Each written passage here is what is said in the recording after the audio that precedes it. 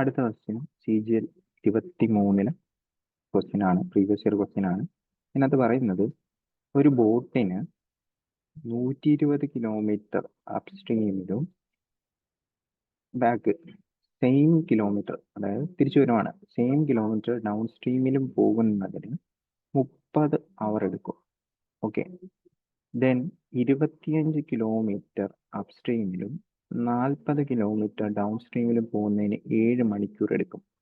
How much time it will take to cover, how much distance will be the boat cover in 16 hours. അതായത് നമുക്ക് ഇവിടെ നിന്ന് എന്ത് വേണം, 16 മണിക്കൂറിൽ ബോട്ട് ട്രാവൽ ചെയ്യുന്ന ഡിസ്റ്റൻസ് കണ്ടുപിടിക്കണം.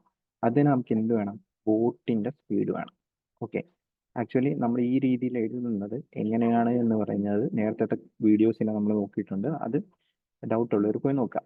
ഓക്കെ, ഇവിടെ ഇപ്പൊ റൗണ്ടഡ് ഫിഗർ ആണ് വരുന്നത്. സോ നമുക്ക് എന്ത് ചെയ്യാം, നമുക്ക് ഇതിനകത്ത് എന്ത് അപ്ലൈ ചെയ്യാം, റൗണ്ടഡ് ഫിഗർ ആയതുകൊണ്ട് തന്നെ നമുക്ക് ഷോർട്ട് കട്ട് അപ്ലൈ ചെയ്യാം. ഷോർട്ട് കട്ടായിട്ട് നമ്മൾ ചെയ്യുന്നതെന്ന് വെച്ച് കഴിഞ്ഞാൽ ഈ 40-ൻ്റെയും 120-ൻ്റെയും HCF സ്റ്റാർട്ട് ചെയ്യും ഡൗൺ സ്ട്രീമിന്റെ സ്പീഡ്. അപ്പോൾ 40 തന്നെയാണ് വരുന്നത്. പക്ഷെ ഞാൻ 40 എടുത്തു കഴിഞ്ഞാൽ എന്ത് പറ്റും, ഇവിടെ ഒരു ഓക്കെ, ഞാൻ ഇത് 40 എടുത്തു കഴിഞ്ഞാൽ ഇത് 1 hour എന്ന് പറഞ്ഞു കിട്ടും.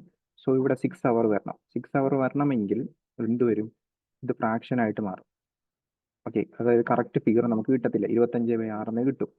അപ്പോൾ ഞാൻ എന്താ ചെയ്യണമെന്ന് വെച്ച് കഴിഞ്ഞാൽ 40-ന് താഴെയുള്ള 40-ന് താഴെയുള്ള പോസിബിലിറ്റീസ് നോക്കുന്ന, അതായത് ഇത് വേണമെങ്കിൽ 40 വരാം, 20 വരാം, 10 വരാം, ഇതൊക്കെയാണ് കൂടുതൽ പോസിബിലിറ്റീസ് വരുന്നത്.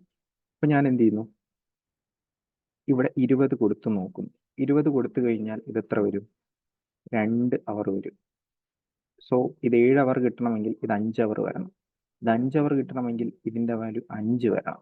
ഓക്കെ, ഇനി നമ്മൾ എന്ത് ചെയ്യും, ഇത് കൊണ്ടുപോയി മുകളിൽ കൊണ്ടുപോയി സബ്സ്റ്റിറ്റ്യൂട്ട് ചെയ്ത് കൊടുത്തു കഴിയുമ്പോൾ 30 കിട്ടിക്കഴിഞ്ഞാൽ നമുക്ക് ഡൗൺ സ്ട്രീം 20-ഉം അപ് സ്ട്രീം 5 എടുക്കാം. നമുക്ക് നോക്കാം.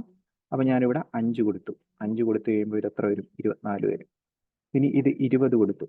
20 കൊടുത്തു കഴിഞ്ഞാൽ ഇത് എത്ര വരും, 6 വരും. 24-ഉം 6-ഉം 30 മണിക്കൂർ. സോ കറക്റ്റാണ്.